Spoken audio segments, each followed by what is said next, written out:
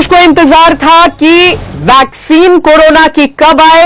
Vaccine आई, उसके बाद उस परमिशन का इंतजार था जो इमरजेंसी अप्रूवल की बात होती है। आखिरकार वो भी मिल ही गया, वो भी साल के पहले दिन। नए साल की मुबारकबाद के साथ मैं हूं श्वेता सिंह और हम इसी पर अभी चर्चा करने वाले हैं ताकि आपको यह पता लगे कि इस वैक्सीन को आपात इस्तेमाल की अप्रूवल मिलने के बाद आप तक पहुंचने में कितना समय है और कैसे आप तक यह वैक्सीन पहुंचेगी। हमारे साथ दो खास मेहमान जुड़ेंगे, लेकिन इस समय हमारे साथ डॉक्टर अशोक सेठ जुड़ चुके हैं जो कि chairman Fortis Escorts and heart institute के हैं। डॉक्टर सेठ, बहुत स्वागत है आपका। कितनी खुशी इस समय आप महसूस कर रहे हैं? ये एक बहुत बड़ी चैलेंज पूरी मेडिकल कम्युनिटी के लिए थी, पूरी दुनिया के सामने थी। जी हाँ, बहुत इंपॉर्टेंट डे है ये। तो मैं कहूंगा कि एक सबसे अच्छा प्रेजेंट, न्यू ईयर गिफ्ट जो हमें दिए, जिसकी वजह से जिसका इतना ज्यादा इंतजार था। और अब हमें होप जो कहते हैं ना, जो हम कह रहे थे 2021 की होप, ये होपफुल ईयर रहेगा, ये हेल्दी ईयर रहेगा, उसकी पूरी उम्मीद है। जी डॉक्टर सेठ, ये भी कहा जा रहा है कि बहुत बोल्ड मूव है क्योंकि एक वैक्सीन जो बहुत तेजी से जिसे पहले तो तैयार किया गया, तो ये कामयाबी हो गई दुनिया भर के वैज्ञानिकों की। उसके बाद भारत में इसे क्या इमरजेंसी इस्तेमाल की इजाजत मिलेगी और लगभग हम ये कह सकते हैं कि उम्मीद से कम समय में ऐसा हो गया है कि कितना बड़ा चैलेंज होगा डॉक्टर सेठ? ये एक बहुत इंपॉर्टेंट और अहम दिन है। ये इमरजेंसी यूज ऑथराइजेशन है क्योंकि हमारे रेगुलेटर्स ने इसको इंडिपेंडेंटली स्टडी किया। जो भी ट्रायल्स थे उसको इंडिपेंडेंटली स्टडी किया।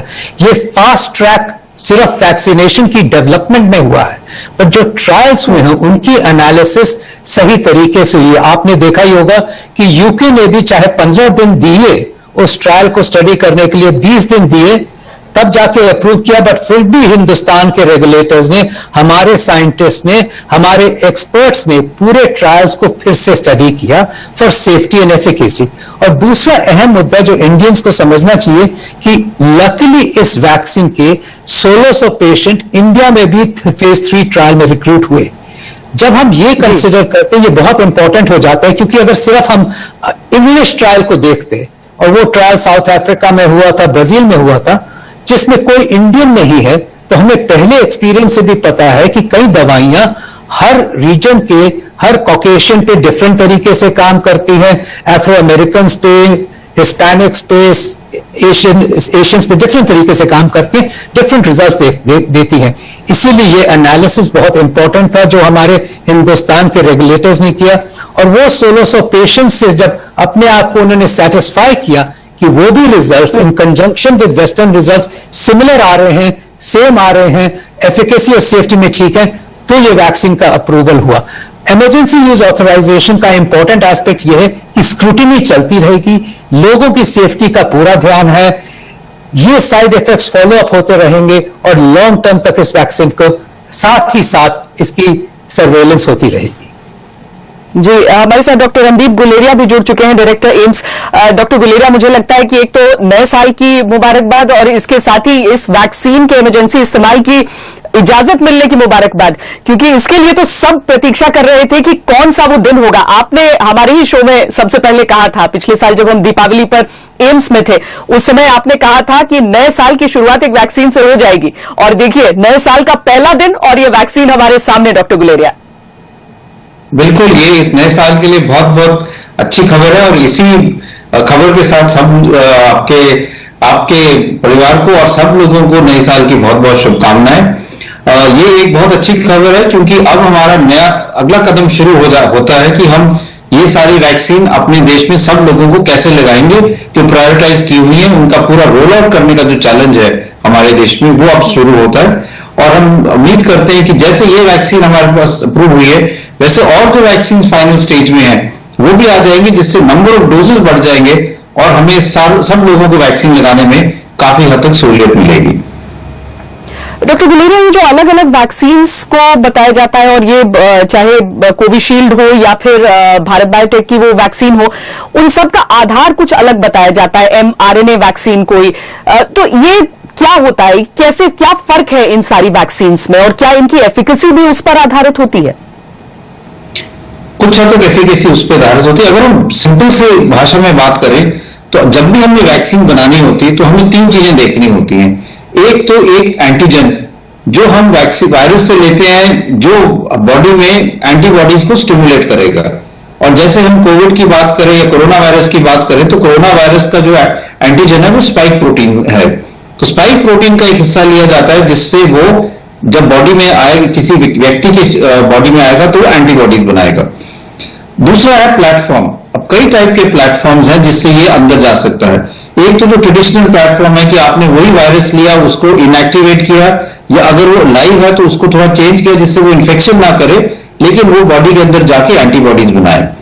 जो नया प्लेटफॉर्म है, जो हम कहते हैं मैसेंजर आरएनए प्लेटफॉर्म, वो जो आपका आरएनए है वायरस का, उसका एक हिस्सा जो है वो अंदर जाके उसको हम नैनो पार्टिकल से और नैनो टेक्नोलॉजी से अंदर भेजते हैं, और हमारे सेल में वो सेल को स्टिमुलेट करता है कि वो स्पाइक प्रोटीन बनाए, जिससे फिर एंटीबॉडीज बनेंगे और फिर जो है शरीर में एंटीबॉडीज बनने शुरू होंगे। तो अलग अलग प्लेटफॉर्म है, और कई प्लेटफॉर्म पे डिपेंड करते हैं वो कितना एंटीबॉडीज जो है वो स्टिमुलेट कर सकते हैं बनाने के लिए, और उस पर एफिकेसी डिपेंड करती है। तीसरा पार्ट है रूट ऑफ एडमिनिस्ट्रेशन, और कितने डोजेस की जरूरत है। तो कई वैक्सीन जो हमारे पास अभी तक वैक्सीन आई है, सब में रूट ऑफ जो एडमिनिस्ट्रेशन है वो इंट्रामस्कुलर है। लेकिन कुछ वैक्सीन ऐसे भी हैं जो ट्रायल में चली हुई है कि हम नेजल स्प्रे की तरह दे दें, जिससे इंजेक्शन नहीं लगाना पड़े, या फिर उनके डोजेस जो है 2 डोजेस की जगह 1 डोज हो पाए। लेकिन अभी तक जो वैक्सीन आ रही है मार्केट में, जो अप्रूवल के स्टेज में है, वो 2 डोज वाली वैक्सीन है और इंट्रामस्कुलर वाली है। लेकिन हो सकता है कि बाद में कोई ऐसी भी वैक्सीन आ जाए जो हम अलग रूट से दे पाए, और इसलिए वो देने में आसानी रहे। डॉक्टर सेठ, हम भारत की आबादी देखें, लेकिन उसके साथ हम वो ड्राई रन्स भी देखें जो हम इतने दिनों से कर रहे हैं। 4 बड़े शहरों में हुआ है और उसके बाद अब कल से पूरे देश में होगा। अपनी आबादी को और यहाँ की चुनौतियों को देखते हुए आप क्या उम्मीद कर रहे हैं कि इस इजाजत के बाद पहली वैक्सीन मिलने में क्या बाकी देशों की तरह ही जो इंटरनेशनल स्टैंडर्ड, एक तरह से हम कहें कि बाकी देश जितनी जल्दी दे पाए हैं उतनी ही जल्दी हिंदुस्तान में भी हो जाएगा हमारी तैयारियों के हिसाब से? सो ये जरूर बताना चाहूंगा कि हमारे पास कुछ एडवांटेजेस हैं जो दूसरे देशों में नहीं थे। फॉर एग्जाम्पल, ये जो वैक्सीन हमने इंप्रूव की, इसके लॉजिस्टिक्स सिंपलर है। ये वैक्सीन हिंदुस्तान में ही बन रही है। अप्रोक्सीमेटली 50 मिलियन डोजेस तो ऑलरेडी अवेलेबल हैं, हमें कहीं बाहर से मंगानी नहीं पड़ रही। और ये स्टोरेज भी इसकी 2 से 8 डिग्री जो नॉर्मल फ्रिज टेम्परेचर में स्टोर होती है, तो इसलिए ट्रांसफर और इम्प्लीमेंटेशन आसान है। दूसरी बात यह है कि हिंदुस्तान में वैक्सीनेशन प्रोग्राम्स बहुत ही स्ट्रांग, परहैप्स वर्ल्ड के सबसे स्ट्रांगेस्ट प्रोग्राम्स रहे हैं। चाहे लोग कहें कि वो बच्चों में थे, माओ में थे, पर फिर भी ये इतने स्ट्रांग प्रोग्राम्स हैं कि ये आउटरीच इनकी right up to the villages है। तीसरी बात समझने की ये भी है कि गवर्नमेंट पिछले कुछ हफ्तों से, इनफैक्ट आई वुड से महीनों से, इसी का प्रोग्राम और दृढ़ कर रही थी और इसको सपोर्ट कर रही थी और इसको फाइन ट्यून कर रही थी। और आपने इसलिए सुना कि ड्राई रन्स आज से नहीं, कुछ हफ्तों से पहले से ही हो रहे थे। तो I think the country is prepared. Yes, challenges तो होंगे ही, क्योंकि हम एडल्ट पॉपुलेशन को पहले करना है। एक्चुअली जो जिनको देना है वो क्लियरली डिफाइंड वर्ग हैं, और हम चैलेंजेस को as time goes on conquer कर सकेंगे, क्योंकि एक्सेप्टेंस भी एक बड़ा चैलेंज होगा। जब एडल्ट्स की हम बात करते हैं तो एक्सेप्टेंस इज अ चैलेंज। लोगों को मिस इंफॉर्मेशन और डिस इंफॉर्मेशन को हटाना एक इंपॉर्टेंट चैलेंज होता है। वो हमारा कर्तव्य है, आपका कर्तव्य है, पब्लिक का कर्तव्य है कि ये व्हाट्सएप वाले ग्रुप वाले जो डिस इंफॉर्मेशन होती हैं उसको छोड़ के सही तरीके से सेफ्टी, एफिकेसी, अंडरस्टैंडिंग करें। और किसी को फोर्स हमने नहीं करना, पर हमारा दृढ़ रहेगा कि over a period of time 70% of the population को एक्चुअली इम्यूनिटी आए, और वो इम्यूनिटी अगर वैक्सीनेशन से आती है तो वही सेफ और इफेक्टिव बात होती है। तो इसीलिए टाइम लगेगा डेफिनेटली, बट स्पीड बढ़ती जाएगी, क्योंकि वैक्सीन चीप, अवेलेबल और इफेक्टिव तीनों चीज हैं। वाकई डॉक्टर गुलेरिया, हालांकि बड़ा दिलचस्प है कि दुनिया के कई देश जब कोरोना का आउटब्रेक हुआ था तो भारत को बहुत सारी सलाह दिया करते थे, लेकिन भारत ने उन सभी से बेहतर मैनेज किया है कोरोना की इस सिचुएशन को। आज वैक्सीन की दहलीज पर जब हम खड़े हैं तो हम देखते हैं कि जो बड़े बड़े देश हैं, जो रईस देश हैं, वहां पर जो समृद्ध लोग हैं उन तक तो वैक्सीन पहुंच रही है, लेकिन जब भारत की बात होगी तो बात बिल्कुल अलग हो जाएगी। इसीलिए इसकी प्राइसिंग भी उस तरीके की रखी गई है और इसीलिए कोशिश अभी सरकार की तरफ से जो की जा रही है ताकि हर उस व्यक्ति तक पहुंचे जिसे जरूरत हो, वैसे व्यक्तियों तक नहीं जो अफोर्ड कर सकते हो, सब तक पहुंचे, चाहे आप अफोर्ड कर सकते हैं चाहे नहीं कर सकते हैं। और भारत की जो सफलता है, मुझे लगता है कि इस पैमाने पर डॉक्टर गुलेरिया, चूंकि दुनिया में कहीं वैक्सीनेशन नहीं हो रही है, भारत की सफलता पूरी दुनिया के लिए एक मिसाल बनेगी। बिल्कुल, मेरा यह मानना है कि भारत की जो वैक्सीन है जो हम यूज करेंगे वो एक दुनिया के लिए पूरा एग्जाम्पल बनेगी। और क्योंकि अगर हम ये देखें, मेजॉरिटी ऑफ जो कंट्रीज हैं उनमें जो वैक्सीन की अवेलेबिलिटी के लिए जो प्लेटफॉर्म्स हैं या देने का जो मैकेनिज्म है वो हमारे कंट्री में हमारी वैक्सीन डिलीवरी सिस्टम के साथ मिलता जुलता है। अगर हम किसी वैक्सीन की बात करें तो हम उसमें 4 चीजें देखना चाहते हैं। एक तो सेफ्टी, बहुत जरूरी है कि वैक्सीन सबसे सेफ हो, किसी को साइड इफेक्ट्स ना हो। दूसरा, जैसे हमने कहा, एफिकेसी। तीसरा, फीजिबिलिटी। और हमें पता है कि जो फाइजर की वैक्सीन है उसको -70 डिग्री सेंटीग्रेड पे रखने की जरूरत है। उसको जब हम उसको वहां से निकालते हैं तो कुछ घंटे ही उसको हम बाहर रख सकते हैं, नहीं तो वो खराब हो जाएगी। ये ज्यादातर देशों में पॉसिबल नहीं है कि हम एक -70 की कोल्ड चेन रखें और जहां पे वैक्सीन दे रहे हैं वहां -70 का फ्रिज हो या स्टोरेज कर पाए। ये वाली जो वैक्सीन है, चाहे हम सीरम इंस्टीट्यूट की बात करें या भारत बायोटेक की बात करें, वो 2 से 8 डिग्री टेम्परेचर के लिए। और चौथी चीज ये है कि कॉस्ट इफेक्टिव होनी चाहिए।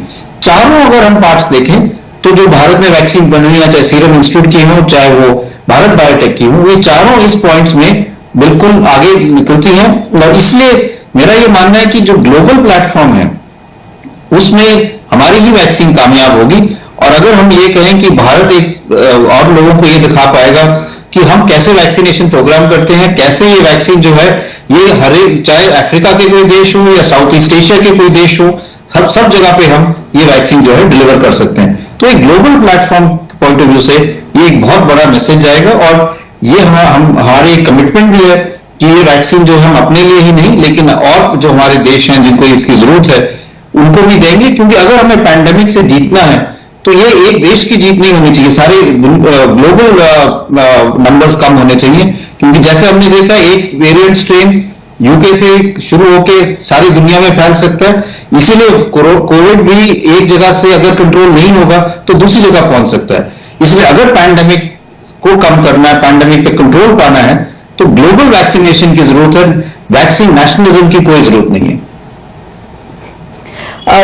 डॉक्टर सेठ, ये अलग अलग वैक्सीन्स हैं, सबका लक्ष्य तो एक है, लेकिन जैसे डॉक्टर गुलेरिया भी कह रहे थे कि सबकी संरचना काफी हद तक अलग है एक दूसरे से। ऐसे में जब कोई व्यक्ति वैक्सीन लगाने जाता है तो क्या अभी इस समय पर जब वैक्सीनेशन ड्राइव की शुरुआत हो रही है, ये तो हम समझे कि चलिए पहला इमरजेंसी अप्रूवल कोविशील्ड को मिला है, लेकिन उसके बाद बाकी वैक्सीन्स भी आएंगे, तो इसमें किस तरीके से आगे होगा? क्या सरकार अपनी तरफ से ये तय करके ही देती रहेगी या लोग भी अपनी तरफ से चुन सकेंगे? अभी सरकार ने इस बारे में कुछ कहा नहीं है, but I can guide you कि जिस तरह से मैं सोचता हूं इस बात के लिए, और वो बहुत इंपॉर्टेंट है। इनिशियली तो क्लियरली जो गवर्नमेंट रेगुलेटेड है, गवर्नमेंट कंट्रोल्ड है, होना भी चाहिए कि ये वैक्सीन की सप्लाईज लिमिटेड आएंगी और हमें डिफाइंड वर्गों को देना है। हेल्थ केयर वर्कर्स हैं, फ्रंटलाइन वर्कर्स हैं, एसेंशियल वर्कर्स हैं, वल्नरेबल पॉपुलेशन है, ये सब 4 कैटेगरीज पहले आती हैं और इसलिए गवर्नमेंट रेगुलेटेड और कंट्रोल होगा। बट एक टाइम आएगा जबकि हमारे पास और वैक्सीन आएंगी। आपको पता ही हो सकता है भारत बायोटेक सून वो भी आने लगे, उसकी फेज 3 स्टडीज कंप्लीट नहीं हुई हैं। इसी तरह ये भी जायडस कैडिला की वैक्सीन है जो कि फेज 3 में गई है। इसी तरह स्पुतनिक है जिसके फेज 3 ट्रायल्स हो रहे हैं। तो सून हमारे पास 3-4 वैक्सीन तो हिंदुस्तान में बनती हुई वैक्सीन आएंगी। और उसके बियॉन्ड ये जो फाइजर की वैक्सीन है, हो सकता है कि उसको भी जब वो पूरे अपने पेपर सबमिट करेंगे, हो सकता है कि उसको भी अप्रूवल में मिल जाए। बट जो एक्सपेंसिव वैक्सीन हैं वो तो सर्टेनली मार्केट में आज से 6 महीने बाद आई एम कॉन्फिडेंट कि वो अवेलेबल होंगी क्योंकि उनकी अप्रूवल हो जाएगी। बट वो चेन गवर्नमेंट की चेन नहीं होगी, वो चेन होगी खुद फाइजर किस तरह इस कंट्री में लाए, खुद किस तरह वो कोल्ड चेन स्टोरेज करे, खुद किस तरह किस कॉस्ट पे बेचे। बट ऑप्शंस लोगों के पास अवेलेबल होंगे एट सम टाइम, एटलीस्ट उनके लिए जो अफोर्ड कर सकते हैं, बट क्लियरली उससे यह भी होता है कि फाइनली गवर्नमेंट क्यों सबके आफ्टर ऑल कॉस्ट को भी कम करना है। पूरी पॉपुलेशन 1.2 बिलियन है, जरूरी नहीं है कि गवर्नमेंट को वो हेडेक अपने ऊपर लेके करना है, पर जो नहीं अफोर्ड कर सकते, जो हमारा वास्ट वर्ग है मिडिल क्लास का, जिनके लिए काफी मुश्किल हो जाएगा अफोर्ड करना, उनके लिए तो गवर्नमेंट को रिस्पॉन्सिबिलिटी लेनी है। पर जो अमीर हैं, जो कि एक्चुअली पे कर सकते हैं इन वैक्सीन के लिए, जो अपनी केयर के लिए जिनको पे करना भी चाहिए, उनके लिए तो सब ऑप्शंस अवेलेबल होंगी। और अगर कोई वैक्सीन ऐसी है जो उनको 5,000 की भी उनको देनी पड़ रही है, तो वो अपनी पे करके वैक्सीन लगवाएं। गवर्नमेंट को इनिशियली पूरी रिस्पॉन्सिबिलिटी गवर्नमेंट लेगी हर एक की, but in the long run a variety of vaccines will be approved and will be available for public to choose from. Doctor Guleria, सरकार ने शुरुआत में तो सीक्वेंस तय कर रखा है कि किसे सबसे पहले और किसे उसके बाद वैक्सीन मिलने वाली है। इसमें हेल्थ वर्कर्स पहले आएंगे, जो उम्र दराज हैं या फिर कोमॉर्बिडिटीज जिन्हें है उन्हें चुना जाएगा। अब इनमें से कई हेल्थ वर्कर्स ऐसे भी हैं जिन्हें पहले कोरोना संक्रमण हो चुका है, यानी उनके शरीर में एंटीबॉडीज हैं, तो क्या उन सबको वैक्सीन दी जाएगी? और क्या कोरोना से ग्रस्त जो लोग ठीक हो चुके हैं उन्हें भी यह वैक्सीन लेनी होगी आगे चलकर भी, बाकी श्रेणियों में भी? बिल्कुल, क्योंकि इसमें काफी हद तक चर्चा हुई है, क्योंकि हम कई लोग ये मानते हैं कि अगर हम उन लोगों को वैक्सीन ना दें तो हमारी वैक्सीन की डोजेज कुछ बच जाएंगी। लेकिन हमें ये समझना चाहिए कि कई ऐसे मरीज हैं और ऐसे हेल्थ केयर वर्कर्स हैं जिनको कोई सिम्टम नहीं हुए कोविड के, लेकिन कोविड बीमारी हुई और उनमें एंटीबॉडीज बन गई। तो अगर हम ये कहें कि पहले हम ये देखेंगे कि आप में एंटीबॉडीज हैं या नहीं है, उसके बाद ही वैक्सीन देंगे, तो ये एक और लॉजिस्टिकली एक नया कदम हो जाएगा जो कॉस्ट इफेक्टिव भी नहीं होगा, करने में भी इसमें बहुत टाइम लगेगा और वैक्सीन डिलीवरी इसमें डिले हो जाएगी। दूसरा ये है कि ये भी हम जानते हैं कि जिनको कोविड हुआ है, मान लो 4-6 महीने पहले, हमें ये नहीं पता कि इम्यूनिटी उसकी कितनी देर तक रहेगी, इसलिए वैक्सीन फिर से देने से बूस्टर इफेक्ट हो सकता है और इम्यूनिटी और लंबे टाइम तक रह सकती है। इसलिए लॉजिस्टिकली और प्रोटेक्शन पॉइंट ऑफ व्यू से सब लोगों को जो प्रायोरिटी लिस्ट में आते हैं, चाहे उनको कोविड हुआ हो जाने या अनजाने में, या जिनको कोविड नहीं हुआ हो, सबको वैक्सीन लगेगी और लगनी चाहिए, क्योंकि हमें अभी क्लैरिटी नहीं है कि उनको कितनी देर तक प्रोटेक्शन मिलती है। इसलिए वैक्सीन से अगर उनको ज्यादा प्रोटेक्शन मिल जाएगी तो वो एक बेटर चीज है। डॉक्टर सेठ, इमरजेंसी इस्तेमाल जैसे शब्द को सुनकर कई लोगों के मन में डर भी होता है कि हमें तो कोई इमरजेंसी नहीं है, फिर हम क्यों इसका इस्तेमाल करें, या फिर लोगों के मन में और भी चीजें वैक्सीन को लेकर आती हैं। कैसे आप एक्सप्लेन करेंगे इन लोगों को कि इमरजेंसी इस्तेमाल क्यों सारे लोगों के लिए जरूरी है? सो ये इमरजेंसी इस्तेमाल नहीं है, इमरजेंसी ऑथराइजेशन है। इमरजेंसी तो लोग को पता है कि हम इमरजेंसी में बैठे हुए हैं। ये जो पूरा साल गया है 2020, ये हमारे दिमाग में हमेशा एक मेमोरेबल ईयर रहेगा। उसमें कई अच्छी बातें हुई, बट हमने वो दृश्य देखे जिसमें लाखों लोग मरे हैं। हमने वो देखा है कई जगह पे कि लोग अपने पेशेंट को अस्पताल से अस्पताल लेके भाग रहे हैं, शमशान घाटों पे लाइनें लगी पड़ी हैं, और वेस्ट में देखा गया है कि सिमेट्रीज और उन सब पे 2-2 मील के लंबे क्यूज लगे हैं। ऐसा दृश्य कि जिसमें पूरा वर्ल्ड स्टैंड स्टिल पे आ गया, सब चीज थम गई एक एनिमी की वजह से, और वो भी एक जिसको आप कहोगे आर्ग्यूबली नॉन लिविंग पार्टिकल की वजह से। तो ये तो वाकई ही इमरजेंसी थी, ये तो बिगेस्ट एनिमी हुआ है। अब ये इमरजेंसी ये नहीं है कि इमरजेंसी की वजह से लगा रहे हैं, ये ऑथराइजेशन है। जब इमरजेंसी यूज ऑथराइजेशन होती है तो पैंडेमिक्स में होती है, डिजास्टर्स में होती है, जिसमें कहते हैं कि कोई भी चीज जो कि हमें लगता है सेफ है और इफेक्टिव है, कोई भी ऐसी ड्रग हो, कोई भी ऐसी रिपर्पस्ड आर्टिकल हो, कोई भी इन्वेंशन हो जो पब्लिक को बचा सकती है, जो लाइव्स बचा सकती है, उनको फास्ट ट्रैक करना जरूरी हो गया। और ये वर्ल्ड में हर कंट्री में इमरजेंसी यूज ऑथराइजेशन का एक कॉन्स्टिट्यूशनल एंड लीगल क्लॉज है। तो ये नहीं समझना है कि हमको इमरजेंसी में लगा दिया गया या मुझे इमरजेंसी है कि नहीं, ये तो वर्ल्ड एज ए नेशन की इमरजेंसी है। अब आप कहते हो कि इसमें कोई शॉर्टकट्स हुए हैं, जी नहीं, शॉर्टकट्स इसलिए नहीं हुए हैं क्योंकि पूरा वर्ल्ड इकट्ठे था।